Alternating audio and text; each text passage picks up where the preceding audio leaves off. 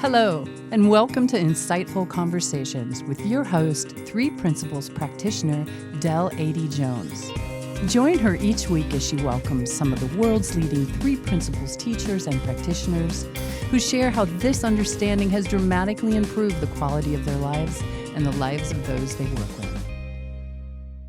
Hello, everyone. Thank you so much for joining us. I'm very pleased to have Dawn Wesolek with us today. Dawn is a rewilding guide, career coach, and student of the Three Principles. She practices worldwide, focusing on helping individuals reach freedom and purpose in their careers. She has worked as a career coach with graduates, corporations, small businesses, and individuals since 2015. After a history of burnout and breakdown in high-profile corporate jobs, she is now living her best life, transformed by the principles behind all human experience. She offers her clients a unique space for peace and reflection to find their inner creative guide and rewild their relationship to their work. Welcome, Dawn. I am so thrilled for this conversation, as you know. And I asked you to come on the show specifically because I want to talk about codependency, narcissism, or narcissistic abuse, because I feel it can often be misunderstood in the 3P community. And I think it's really important that we, and I'm just so grateful to you to come onto the show to discuss it with me, because I think it sheds light and more understanding in an area where some people, they're just confused. So I'm really grateful that you were willing to come on today. And we've known each other for a little while, but we got to know each other really well when you participated in my The Way Out of Codependency program. So I would love it if you would just share with our listeners a little bit about your life and how codependency and narcissism played in it, and what actually inspired you to join my program. So I'd love to, a little history here would be wonderful. Absolutely. So I'll kind of give it a little bit of a potted background. I come from a family in the Midwest. I'm originally American, and I live in the UK now. And I come from a family that is rife with alcoholism and various addictions and mental health problems. And I don't say that lightly. My uncle was a famous psychiatrist, and he was the person who actually diagnosed postnatal depression for the first time. Wow. And he was always trying to figure out what was wrong with our family. That sounds very familiar, right? And so kind of my own journey with it was, we didn't really have any alcohol around the house, but I grew up with a lot of rage around me. My mother was a very, very angry person, extremely angry. And my father I kind of viewed as quite passive and weak. He was the provider, but she was the person that everyone was scared of. She always used to use the threat that you wait till your father comes home, but we were really scared of her. And then my first encounter with a narcissist was my brother. So I grew up in a house where he took out his rage on me, and because my mom took out her rage on him. So the idea of it being multi-generational is a really, really big thing. It was hidden. It was normalized. We were told everyone hits their children. We were told that everyone gets beaten, but my abuse was quite severe. You know, I was terrified for my life on a regular basis. And so for me, kind of what I learned is, if you're really smart and you put on weight, you can keep yourself safe from men and from the world. So I learned to kind of have everyone like me. I learned that I was an extremely high achiever. My mom always pushed me very hard, and she died of breast cancer. So kind of my female role model in life was this really, really angry person that, and there is a bit of me that believes cancer kind of manifests because of that trapped anger. And then when she passed away, the whole world on the outside saw how wonderful our life was and how she was so dedicated. And on the inside, all of that kind of rage got really trapped. It was never okay to be angry. It was never okay to express it. And so for me, I got out of the house, married the first man that asked. That's my story. Moved all the way over to the UK to escape from what I was growing up in. And came over here and brought it all with me. And my story is quite, deep rooted layers of habitual behavior, which, in the kind of non-3P community we call addictions.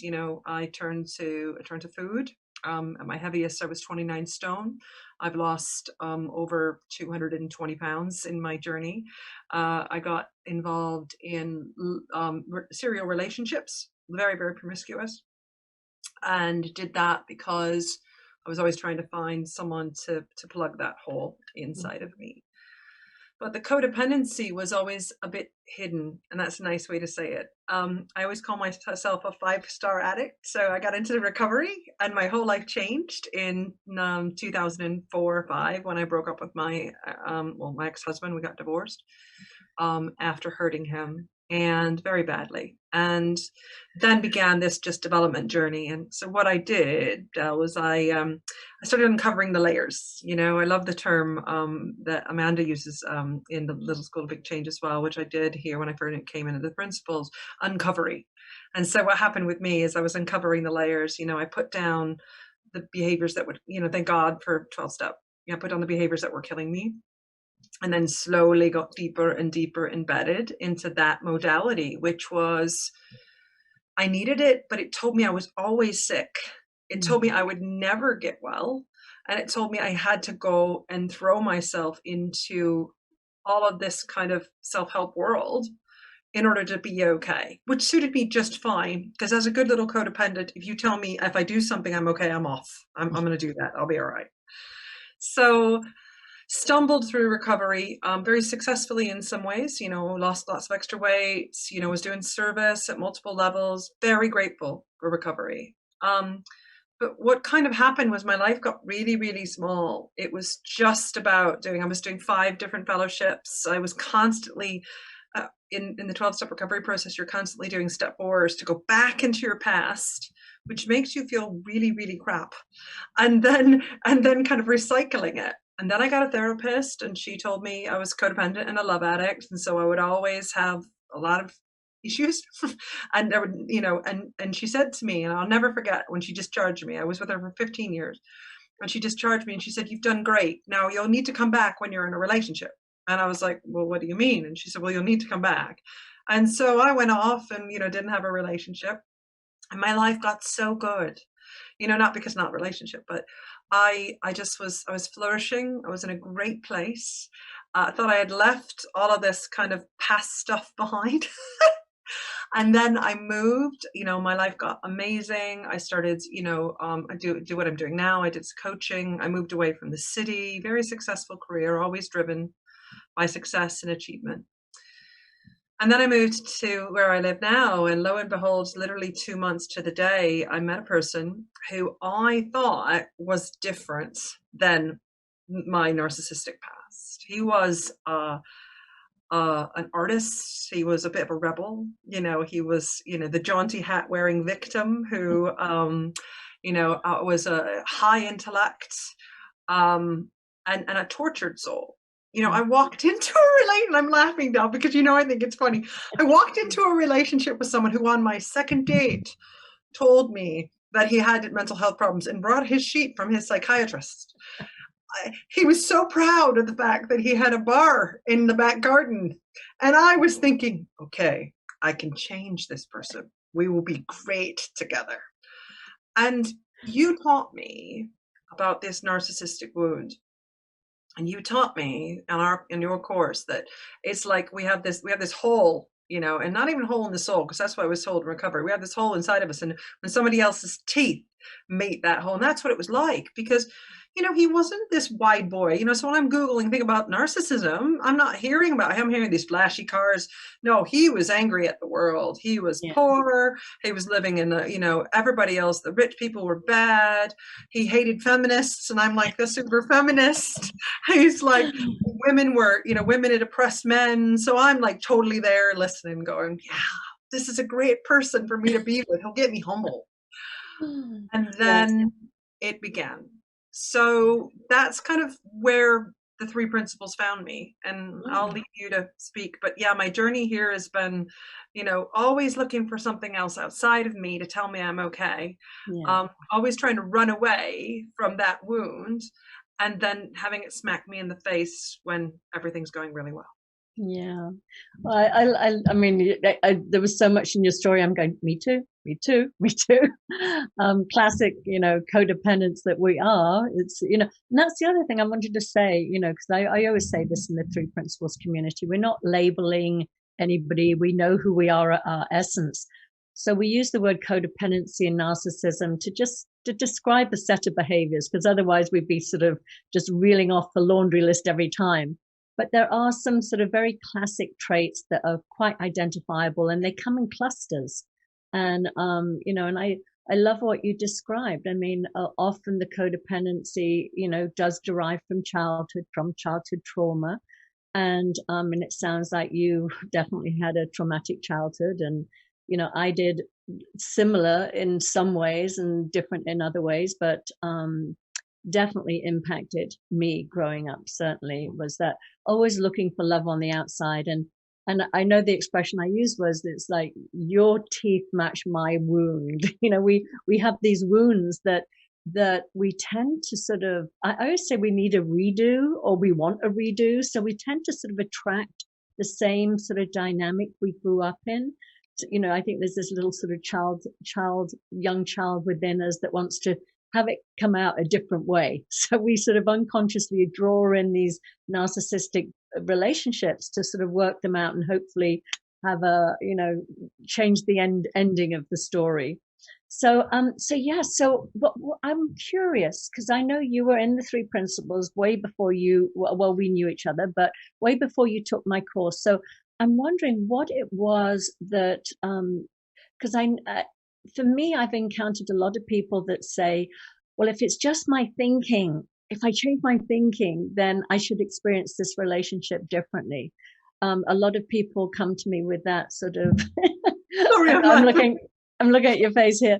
So just share to me, what was it that you wanted to see a little deeper within the 3P community, but around this subject? I'm laughing because of my journey with it.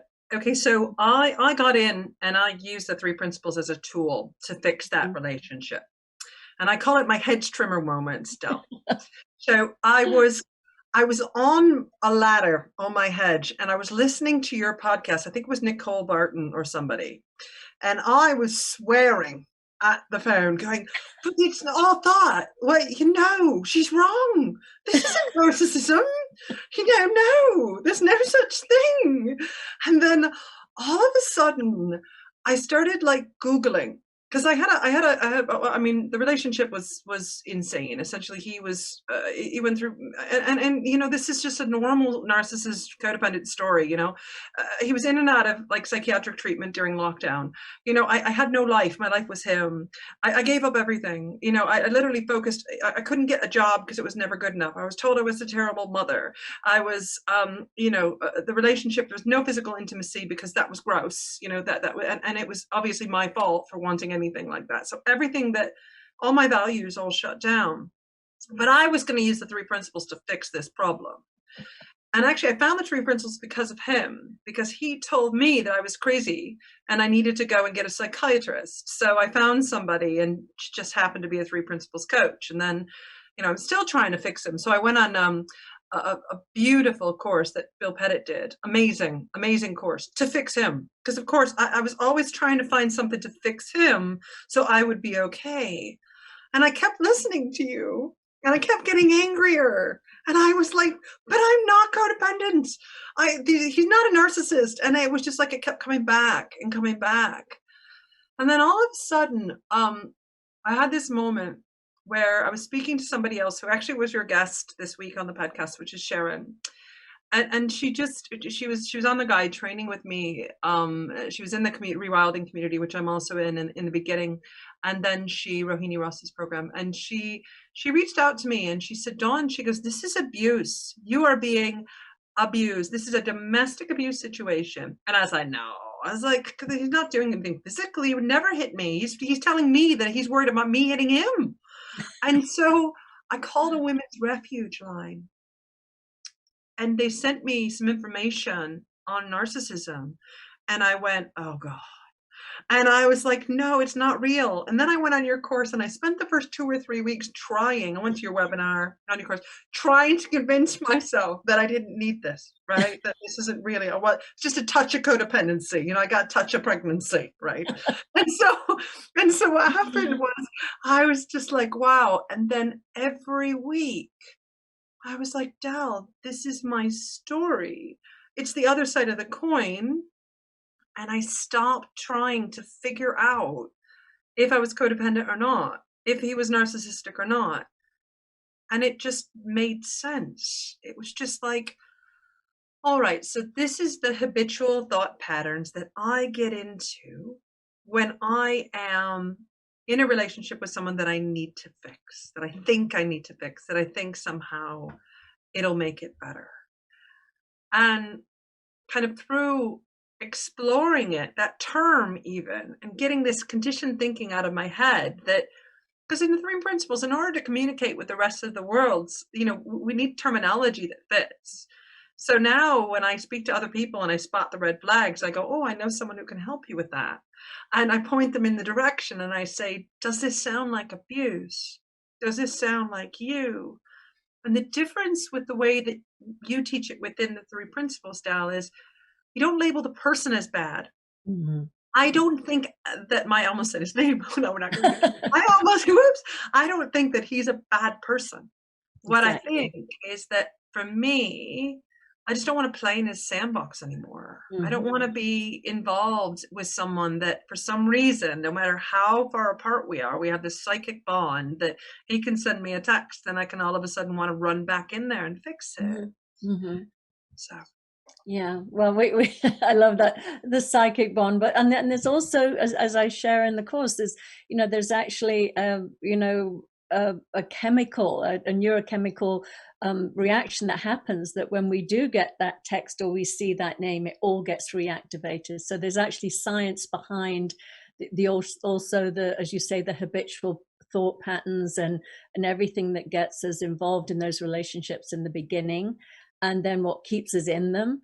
But I love what you mentioned, because it is such an important part. And for me, especially because I sort of have been in this world for so long, the codependent and narcissistic abuse world, and outside of the 3 principles, there's this a tendency I hear to sort of vilify, they're called narcs, and there's a really aggressive, they're the bad people. And I'm not saying that, some of the habitual behavior that narcissistic personalities point to aren't terribly damaging and terribly hurtful. But that is occurring because these people are living from a very, very small, constricted worldview, where they are fearful, they're afraid, they feel they need to dominate and control to have any power in their life. And if they only knew who they were at their essence, that they wouldn't need to have to behave that way. But just because we can understand and we can see the psychological innocence of why somebody might be behaving in the way that they do, doesn't mean that we can change them. Doesn't mean that we have to suffer abuse. It doesn't mean that we're not, sort of, as I think codependents, we all like to be loved, we all like to be liked and thought of as nice people. Doesn't mean we're a bad person if we walk away.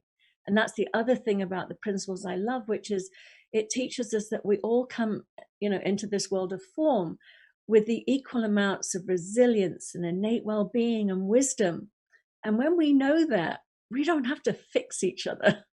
So a lot of us stay, with people that we think need fixing.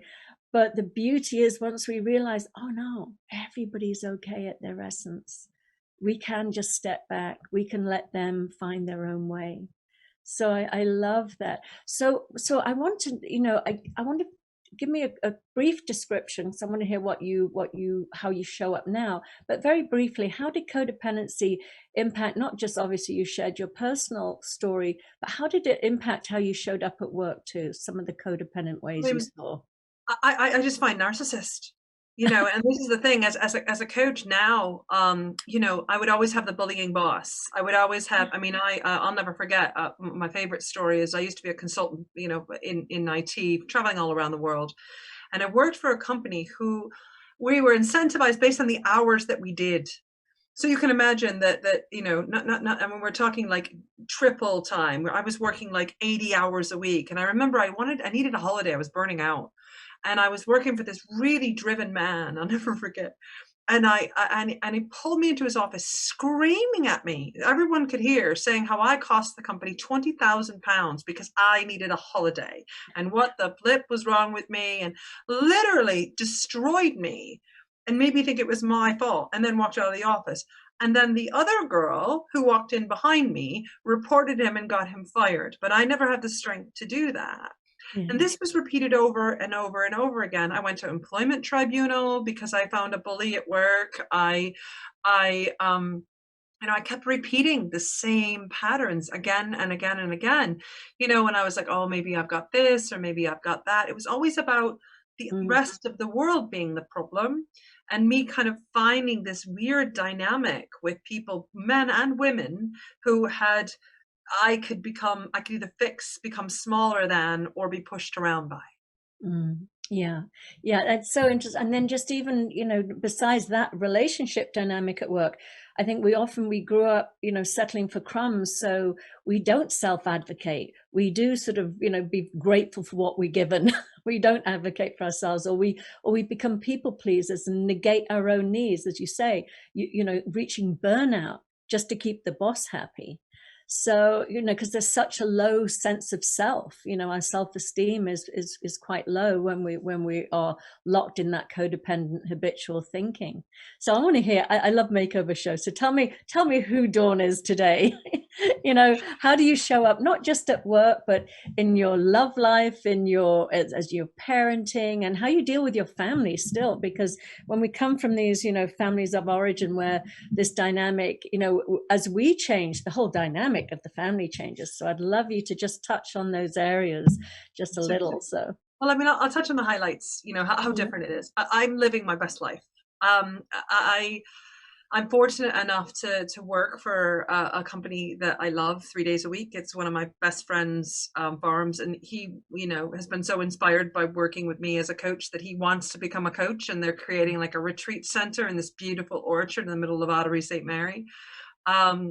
I'm also working as a community manager for the rewilding community, which was like beyond my wildest dreams. I do this for fun, and I'm going to be paid for it. But it's more than that. For me, it's just felt like I found a family, a healthy family. And that's the thing about the 3 principles and then the micro communities within it. We just keep it, what you give in, it comes back to you tenfold. So my work life has exploded. I'm getting opportunities, I do career coaching with business coaching, and that's my life. And people are just coming to me and asking for help in that way. And it's beautiful. I'm working with the Kickstarter program here in the UK, trying to help unemployed youth get work during COVID, which is really tough. Looking at CVs, did 2 interviews today, interview coaching. It's so fun, and they're so young and so cool. I have a daughter, and she's been transformed by this journey. A couple of days ago, just to show you the difference, she used to settle for crumbs in her friendships, and she's now standing up, and she's showing up different. So the real boisterous young girl that she's friends with, is like they become so close because my daughter's called Zia, and she shows up in life, and our relationship is so much easier. I'm easier to be around. I'm not angry. I'm not holding all this anger. I didn't realize I had been trying to kind of push away my mom for so long that I had trapped that anger inside of me. So now I'm able to laugh at myself and laugh at my vulnerabilities, and I'm lighter to be around.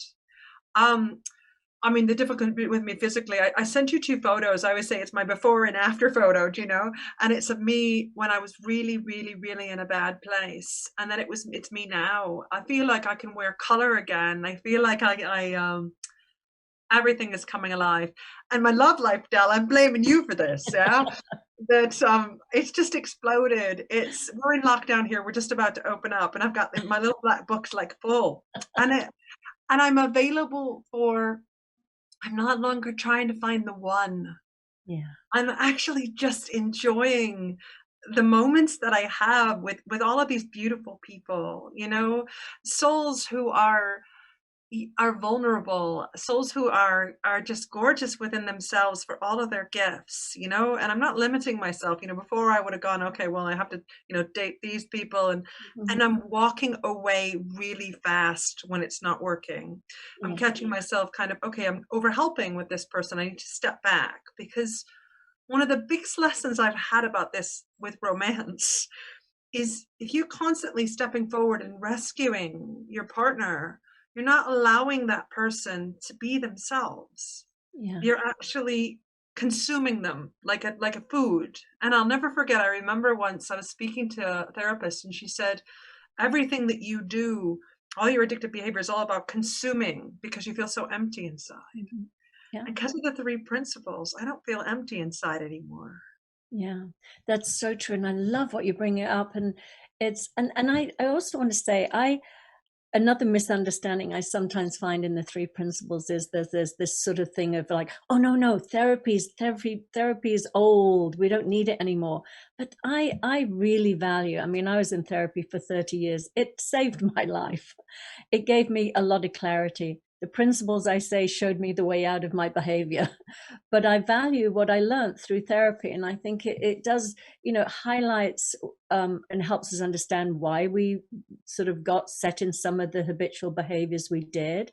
But we can also, what the principles does is it shows you the way out of them, as I said, which is amazing. But there's when we have this hole within us, we're always trying to consume and fill that up, whether it's love, we think it's all coming from the outside. But the other thing is, I think when we feel broken and damaged, we project that onto others, and we feel that our match is somebody that's equally broken and damaged. So that's why we keep attracting these relationships into our life. And once we realize, there's nothing wrong with us, we're perfectly healthy and whole, besides this habitual thinking we have, we feel differently about ourselves, and therefore who we attract into our life mirrors that. It really does. So I love what you're pointing to. And you also mentioned your parenting, and that's often as our children rather get a little older, that's where we can go, ooh, I'm still being a bit codependent here. I want my child to like me, or you might not have healthy boundaries because you're still having some residual sort of codependent thinking. So yeah, it affects us in all areas of our life, and it's good to just sort of observe that and know that, and then, as you say, just show up differently, because you don't have to believe that thinking anymore. And you asked one question, which I just wanted to share a little bit of a Oh. miracle with me. So my father has dementia, and my brother, who I've talked about, the original narcissist, though there is a question there, he's taking care of him. And I have to get involved from a financial perspective. And I have such a gentle way of being. I have boundaries, internal boundaries. So if I'm feeling unsafe, I will end the call, or I will limit contact with them. But I'm able to call them up on the phone and wish them happy birthday. I'm able to step away from the drama before, and I don't get the same habitual. I mean, I used to get the shakes. I used to not be able to speak. I would be talking at 90 miles an hour. I'd overtalk over the top of him. There was no space because I was so scared of being hurt. And all of that is going. Every interaction we have, I'm kind of feeling like I'm present to what's showing up in the moment. And I feel like I've got enough boundaries around me to keep me safe, regardless if he's angry, raging, not mentally in a good place. And I don't get involved when everybody else tries to pull me in. Someone says, how was your brother? I'm like, they're fine. Want to know how they are, just give them a call. It doesn't mean I walk away if my dad doesn't need help, or if my brother's really, really ill, because he does manifest in that way. but I don't feel like I have to swoop in. Like, like I always say, I used to carry a roll of tinfoil and a donkey around with me and try to, make everyone my knight in shining armor. And actually, normally it was me. I just don't do that anymore. It's just, I don't need to rescue. Yeah. Oh my God. Everybody got their wisdom. Yeah, that's a that's a hysterical visual there. But it's so true. I love what you point to. I also want to just comment on what you said about the boundaries, because often when I have people come to me, they're like, they'll say, well, other people sort of, stomp all over to my boundaries. And I think when we have boundaries out here, we can get very sort of um, very upset if people don't respect those boundaries. But I love what you said, which is what I always teach, which is it's that internal boundary. It's because that's what we do have control of. We don't have control of anybody else around us and the environment and our circumstances, but we do have that internal boundary that you mentioned, and that ability to say, I don't feel safe here, or this isn't sort of, I don't really want to be in this situation anymore. And you can remove yourself rather than trying to control the outside. It's like, I'm putting an end to this right now. So I love that you mentioned that. And more than anything, understanding the separate realities, understanding that whatever thought created world that your father lives in or your brother lives in, it's not personal. And as you said, you can show up still with an open heart and still, appreciating their sort of innocence, their psychological innocence. But as you say, you have your expectations have changed, that they behave in a certain way, and you show up differently, and you can have a relationship, a healthy relationship with distance, healthy distance, I say.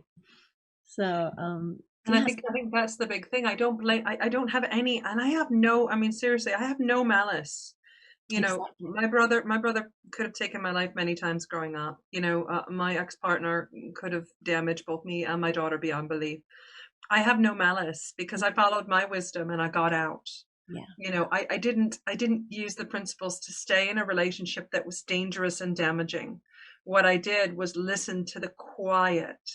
And that's the thing about the separate realities and the boundaries, because from the quiet, I know what to do, and Sid said we have to live life, right? And the thing that really makes me smile about it is like living life for me wasn't staying in a damaged relationship. I mean, I came into Rohini's program, as you know, to fix this dang thing. I was going to fix this with the principles. I went to like 5 different teachers helping me. Please help me fix this. Mm. And what I did was fix, I didn't need to fix that. That wasn't meant to be. I realized that I just needed to let myself come forward, Yeah. and I needed to be present and let them go, because I'm not their teacher. Yeah. That's the gift. I'm not everyone's teacher, and I won't not be liked if I'm not everyone's teacher. Mm-hmm. I think that's the thing about the narcissist codependent thing that's really big for me, Dal, is that a codependent is not a narcissist teacher. Mm-hmm. And wow, what a beautiful gift to know that. Yeah. Yeah, I love what you're saying, and it is. It's respect. It's absolutely, and I love what you're pointing to. I think people get afraid when they hear the word narcissism and codependency that we're going to vilify and make somebody wrong and bad. Just like you said, I've had people in my life that have done things that were very hurtful to me and very damaging to me. But I say damaging, they impacted me. They didn't damage me. I'm never damaged at my essence and at my core. But again, that freedom to not have any judgment, malice, anger in your heart, how freeing is that? It's so beautiful. It's such a gift. And so I just want to thank you. This has been a great conversation. I think one of many I hope to have with you around this subject. So Estelle, and it's thank you for what you did. I know you probably didn't mean to do it, but my head's trimmer moment when I was swearing at you, I was so angry. And and here I am, humble and very, very grateful, because you helped me as I was healing, not to go back. And you helped me to see, and I'm blooming. I mean, my life is just exploding because I now know a lot more about how the three principles manifest in my life, and how I can innocently use the power of thought to try to fix someone else. And I don't need to do that today. Everything is fine. They've got their own wisdom. Exactly. Absolutely. I love that. And you just used my favorite three principles word, innocently. We're all innocently doing the best we can with our thinking in the moment. So let's end on that note. But thank you again. That was just beautiful. And I will see you soon and continue, as I say, to have this conversation with you. So thank you, Mel. I really appreciate you. Take care. Me too. Thank you so much. Bye-bye. Thank you so much for listening to the show. If you're interested in learning more about my coaching and mentoring packages, please reach out to me at deladeyjones@gmail.com. I would love to hear from you.